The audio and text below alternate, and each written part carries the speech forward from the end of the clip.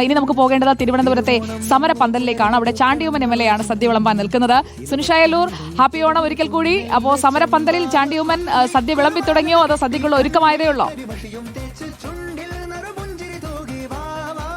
സുജയ, ഇവിടെ സദ്യ വിളമ്പി തുടങ്ങിയിട്ടുണ്ട്. ഒരു വട്ട സദ്യ കഴിഞ്ഞു എന്നുള്ളതാണ് മനസ്സിലാക്കുന്നത്. ഏതായാലും ഈ പറഞ്ഞതുപോലെ കഴിഞ്ഞ ദിവസമൊക്കെ നമുക്കറിയാം 209 ദിവസമായി ആശമാർ ഇവിടെ ഇങ്ങനെ സമരം നടത്തുകയാണ്.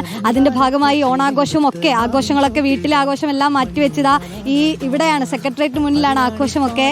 ചേച്ചി, ഓണം ഇവിടെയാണ്, എങ്ങനെയുണ്ട്?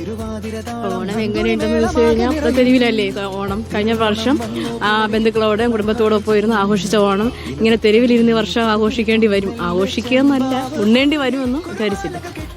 2-3 ദിവസം കൊണ്ട് ഒത്തുതീർപ്പാവെന്ന് പറഞ്ഞൊരു സമരമാണ് 7-ാം മാസത്തിലേക്ക് കടക്കുക നാളെ. ഇടയിലാണ് ഓണം എത്തിയത് അല്ലേ? വിഷു വന്നു, നബിദിനം വന്നു, ബക്രീദ് വന്നു, എല്ലാം ഇങ്ങനെ ഓണാവുമ്പോൾ ആഘോഷിച്ചുകൊണ്ടിരിക്കുന്നു. ഇനി ക്രിസ്മസ് ആഘോഷിക്കേണ്ടി വരുമെന്ന് അറിയത്തില്ല. അതാണ് സുജ, കഴിഞ്ഞ ഇപ്പോൾ നടന്ന ആഘോഷങ്ങളും ആ പരിപാടികളും ഒക്കെ ഇവിടെ നിൽക്കുന്നൊരു സ്ഥിതിയായിരുന്നു. ചേച്ചി, കേരളത്തിലെ മുഴുവൻ മന്ത്രിമാർക്കും കേരള മുഖ്യമന്ത്രിക്കും ഞങ്ങൾ എല്ലാവിധ ഓണാശംസകളും അർപ്പിക്കുന്നു. അടുത്ത വർഷം ഏറ്റവും കൂടുതൽ കുടുംബത്തെ സ്നേഹിക്കുന്ന ഒരു മുഖ്യമന്ത്രിയാണ് ഉള്ളത്.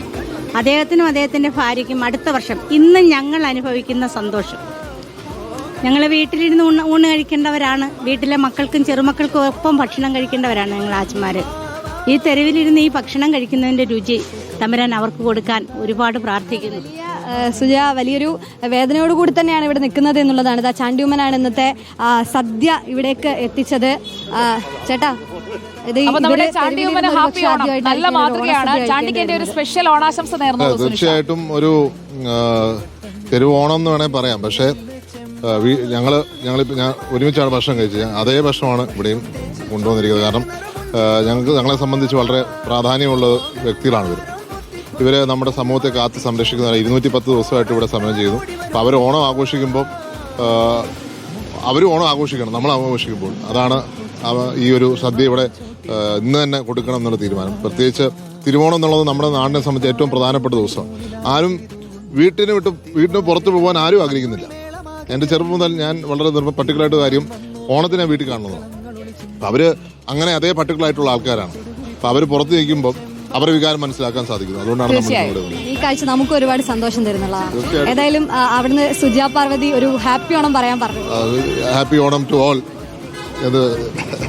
അതാണ് സുജ, നമുക്ക് ഇവിടുന്ന് കാണാൻ കഴിയുന്നത് ഇത്തരം കാഴ്ചയാണ്. ഇവർ പറഞ്ഞതുപോലെ തെരുവിൽ ആദ്യമായാണ് ഇത്തരത്തിലൊരു സെക്രട്ടേറിയറ്റിനുള്ള ഒരു സമരവേദിയിലൊക്കെ ദിവസം ഒരു തെരുവ് സദ്യ അത് കഴിക്കേണ്ടി വരുന്നത് അവരുടെ ഒരു നിസ്സഹായത കൂടി കാണിക്കുന്നതാണ്. സുനിഷ, അപ്പോ ഓണസദ്യ കഴിക്കാൻ സമയമായി. നമ്മുടെ സർക്കസ് കൂടാരത്തിൽ നിന്ന് ഞാൻ ഇറങ്ങിയതിനു ശേഷം ബാക്കി സമയത്തൊക്കെ ആളുകളുമായിട്ട് സംസാരിച്ചൊക്കെ സുനിഷയാണ്. അപ്പൊ പരിപാടിയൊക്കെ കണ്ടു കാണുമല്ലോ സുനിഷ. ഇനിയിപ്പോ പോയി ഒരു സദ്യയൊക്കെ കഴിച്ചോളൂ. അത് കഴിഞ്ഞ് കൂടുതൽ കാഴ്ചകളുമായി വീണ്ടും എത്തണം കേട്ടോ.